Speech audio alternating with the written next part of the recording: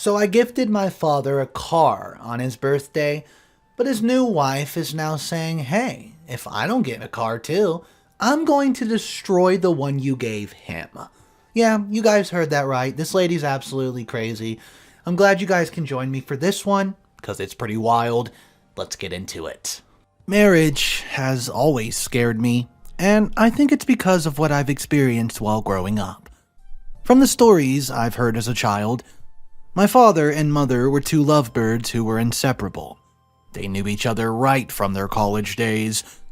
They had studied the same course, information technology, and my dad proposed to her 2 years after they graduated. My father began building Infotech, a company that's involved in informative technology, with my mother by his side. 2 years along with the line, and the company began gaining ground. This was when I was born.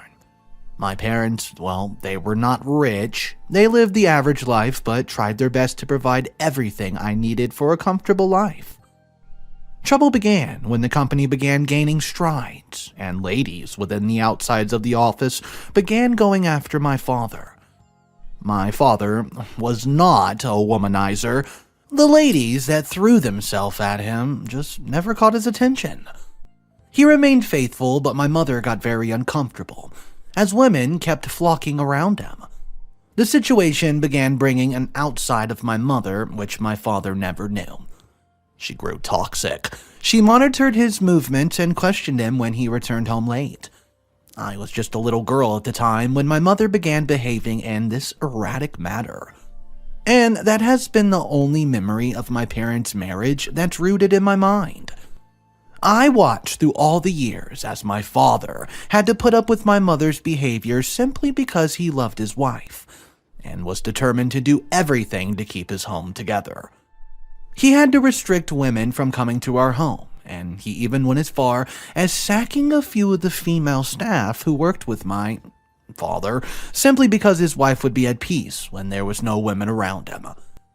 This action caused the growing company to be stagnated for years, as these women contributed a lot to my father's company, and they were very valuable and very vital to both my dad and his firm. Friends and family, well-wishers, who knew how hardworking and intelligent my father was, all advised him to separate from his wife, who would clearly become an obstacle in his path to success, and focus on building his firm. But my father all saw them as enemies who did not have his best interest at heart, and that was his mistake. My mother only grew worse. Every effort and step taken just to please her was not enough. My dad soon grew tired and weary from her inconsistent nagging, and it was when I turned 18 that he finally decided to separate from her. The divorce, it was a messy one. My mother claimed that my father wanted to push her away after she made him who he was. She fought hard for the company and the properties which my father owned. What my mother failed to understand was the fact that my father and I still loved her very much, but the separation was a necessary step needed to avoid future problems. My father willingly gave my mother what she desired: the house, the only car we had, and the company. My mother took everything from my dad except me. I was 18 years old, so I could choose to stay with whomever I wanted. I chose my father, because I knew that even though my mom loved me, she was a difficult person to live with. I was not happy with the fact that my mom was leaving my father with nothing, but I could not hate her for it because she was my mother after all, and my dad did not want me to separate myself from her simply because they were divorced. My father and I moved to a different city to start a life fresh. My father was quite resilient. He was not discouraged by the fact that all he ever worked for was gone in an instant. I stayed in touch with my mother, and I visited her at her home or at the company which she now owned. But the things I heard and saw were so painful. My mother was mismanaging a company that was barely standing on its feet. She did not even care at the least. To make matters worse, she began going after younger boys. She squandered my father's wealth on boys that were as young as her daughter. Each time I visit her, she never cared to know about me. She rather spent the time playing the victim card, and raining abuses on my dad. Dad was already going through a lot, so I decided against telling him about what my mother was doing with his wealth and the company he struggled to build, but bad news travels fast. He soon got to know all about it from people who knew very well. They encouraged my father, who was still finding it difficult to give another lady his heart, to move on with his life and get remarried as he was single, and a lot of ladies would give anything to be called his wife. My decline getting remarried, he said he would do so once I was done with school and was on my own. He was rebuilding his life and he did not need the distraction of marriage. My dad had started a new IT firm and it was really growing. Most of the clients and friends that he worked for in the past all came looking for him, while my mother's company began to dwindle. The last I visited my mom was when I went to inform her about the matriculation into college. As usual, she cared little. She had gotten wind of my father's little success and began talking trash about him. I could no longer hold back at the anger at some points. I told her that this man whom she was going on about in a bid to tarnish his image has never said anything bad about her. On the contrary, he remained, quote, faithful to her and stayed away from women despite being divorced from her. The truth, it really hurt my mother and she was angry. She flared up, claiming that my dad had poisoned me against her. She made it clear that she would not attend my matriculation, and it was about to be the last time I came to visit her. I left her office that day feeling relieved, to be honest. At least I would no longer have to deal with her toxicity. My matriculation day came, and though I was not expecting anybody, my father showed up with a lady by his side. I didn't feel angry. Au contraire. I perfectly understood that he had desires as a man that needed to be met, and being a single man, he could have any lady he wanted. Although I was initially happy for him, I became rather concerned as he soon began changing the women almost the same way he changed clothes, without intention of committing himself to anyone. Towards the end of my college days, I began observing a lady who was constantly around my father. Her name was Sasha, and she was just a few years older than I. My father's firm at the time was doing really well. Sasha seemed to be the glow which had been missing from my father's life in a very long while. The two were seen to be in love with each other. The few times when my school was on holidays, I stayed at home. I and Sasha got along pretty well. She was not as toxic as my mother, but most importantly, she respected my dad. I was pleased with what I saw. I even wish my dad would get married to her, as her kind was rare. Right after my graduation, I got a job with a top engineering firm. I quickly rose through the ranks and began doing very well for myself, way better than my father. It was during that period that my dad finally proposed to Sasha, who readily agreed. It came as a ride shock to me how some of my father's friends who claimed to want his good began warning him against marrying Sasha. They said that for a young lady who was a little older than his daughter, to agree to getting married to him meant that she had some ulterior motives. I encouraged my father to go ahead and marrying Sasha. She made him happy, and that was all that mattered. The wedding day soon came, and I gifted my father a Mercedes-Benz to add to his joy. The few days that followed were like paradise for my father. He said they were the best days of his life. Sasha took good care of him, and a month into the marriage, trouble began brewing. Sasha had no issues with women coming around father, but she did not see herself as one with my father. She was selfish, competitive. She wanted something better than what my dad had. She even went as far as demanding the latest version of the Audi car, which cost a lot. My father tried pacifying her by making a promise of buying her a car when the money came, but Sasha refused to be reasonable. She played the victim card and made my father feel bad by telling him that he was the cause why his first marriage ended simply because he was selfish and self-centered. My dad tried further to appease her by offering his car to her, and she only grew mad. My father was now seeing a side to his new, quote, lovely wife that he's never seen before. His marriage was barely a month old, and so he tried hiding the problems which he was facing. I remember when my fiancé Fred and I both visit them just to see how they're doing, and even though my father tried acting happy, there was a form of coldness coming from Sasha to me that my fiancé and I both observed. I did not make a fuss, neither did I let my father know that I was not happy with the way his bride treated me. I just wanted dealing with the issue maturely, and so after discussing with my fiancé, I invited Sasha out for a cup of coffee. After days of making unreasonable excuses as to why she could not meet with me, she finally did. I asked about her general well-being, but I barely finished when she began painting my father black, right before my very eyes. I quietly sat there, listening to her talk bad about my father, and among all the things she said, none were true. I lived with my father for years, and the times when he had issues with my mom, he was always the one to apologize. Even my mother was the cause of the problem. I proved further to how my father was behaving selfish, and that was when she began talking about him not getting her a car when he was driving one. My father, who was trying to put his life and company in shape, would not have gotten a car for himself if I did not buy him one. At least, not at the time. He put in every bit of money he was getting into the establishment of his firm. He felt a car then was just a luxury. He could not afford it. I was greatly disappointed in Sasha because it was crystal clear she was in the marriage simply for what she could get out of it. I got home after my meeting with Sasha, and my mood was down for 2 days straight.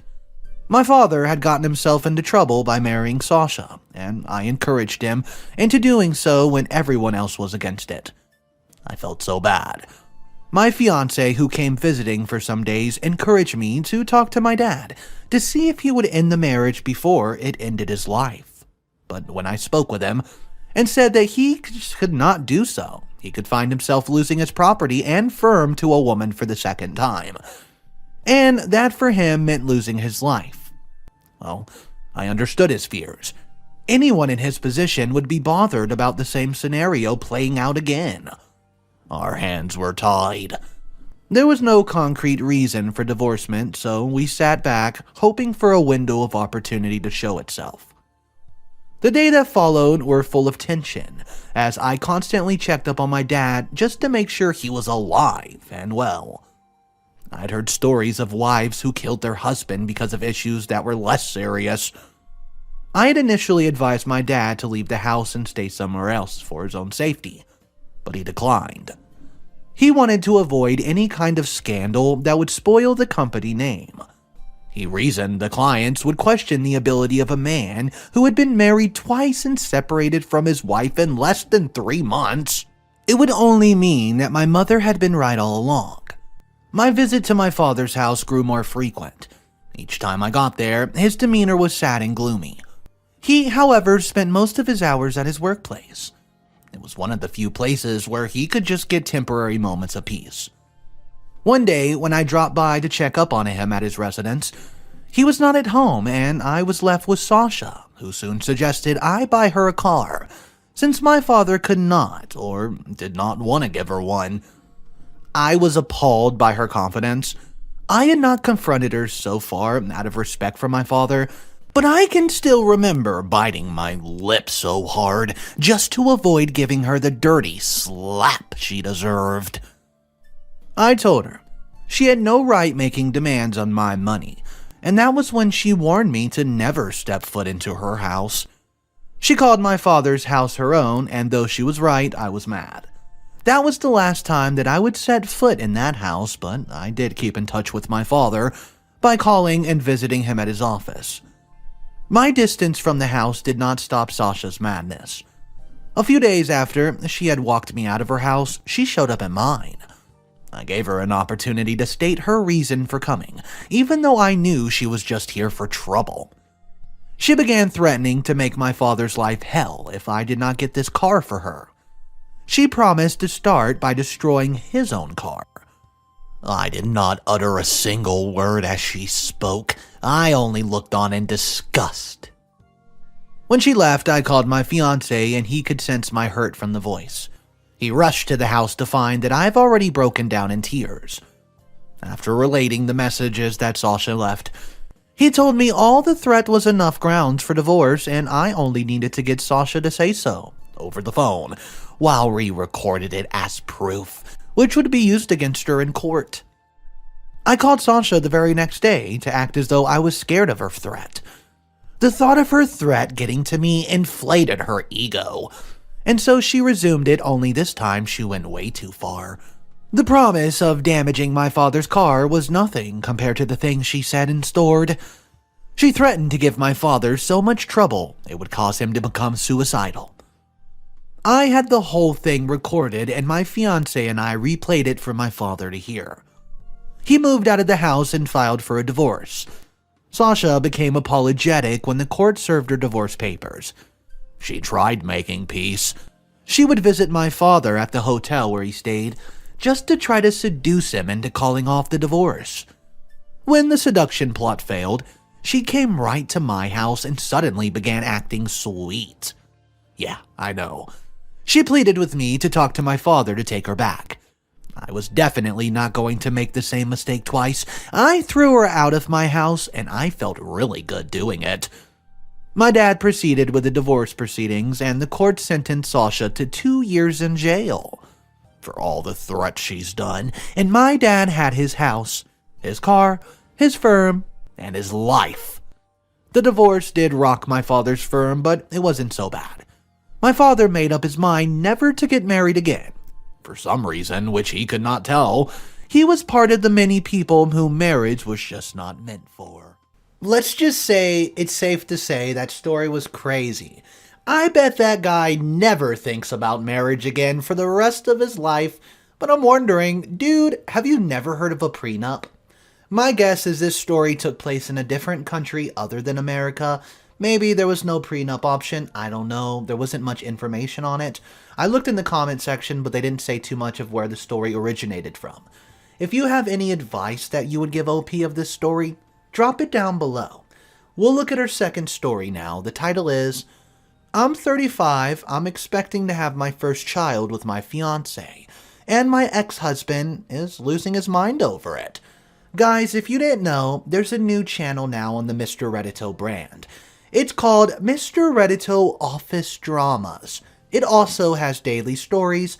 You can check out all the channels offered by Mr. Reddito in the description below, so go subscribe to those 3 channels. Here's the next story. My ex and I married fairly young. We were each other's only partners and just simply outgrew each other. We divorced in 2016, and 1 year later, I started dating my current partner. The only reason my ex and I are still in contact is because of our dog. We had 2 dogs when we were married, and during the initial separation, he took one and I took the other. He, quote, could not take care of the dog he took and gave her to his parents without asking me about it. I would have taken her back, and then regretted it and threw a fit about not being able to see the other dog. It ended up going to court as part of the divorce proceedings, and now I have to take the dog to see him once a week and a month. If you hadn't guessed by now, he's being a big old man-child, which was part of the reason we divorced. I always wanted children.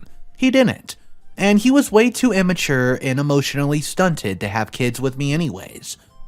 My current partner always wanted children, but was widowed young, and did not date again for almost 10 years after his wife died. He was widowed for 15 years when we met. We started trying for a baby after engaged in December, and ended up getting pregnant pretty much right away, and our baby's due in November. I intentionally did not mention this to my ex. I use social media very rarely, and we've chosen not to announce on social, at least until the baby's born. On Saturday, we met up for the scheduled dog visit, which was the first time he's seen me in a month. Because, well, I'm fairly tall, it took a long time to actually look pregnant, and now, oh yeah, I do. When I saw him, he lost it. He lost his mind. He went on this tirade about how this was evidence that I was cheating on him, and how I never really loved him at all because I let the first person who came along knock me up. I was like, okay, wow. I'm not engaging in this conversation. I'm only here to let you see the dog. Bye. So I left, and since then he's used various different phone numbers and sock puppet accounts to harass and threaten me. I keep blocking them as they come up, but I'm stressed and don't know what to do now. We've generally had a cordial relationship before now, but I'm thinking like, what the heck? I should just say duck this dude, duck this stupid court-ordered dog visits, and never speak to him again? Right? I don't know. I need some advice. Okay, so here's one of the top comments that tries to give a little advice. I would keep a record of everything he says and does. If it's legal in your state, record all visits with the dog. If he keeps it up, take him back to court over the dog and have his custody removed for your own safety. Second commenter says, she should also see a lawyer and get a restraining order against the ex, and I think that's a great idea. What's a little bit of advice that you would give OP? Drop it in the comment section, let's talk about it, and guys, that's all the stories I have for this video. I hope you enjoyed it, and don't forget to check the description for those other channels. Have a wonderful day, and I will see you in the next one.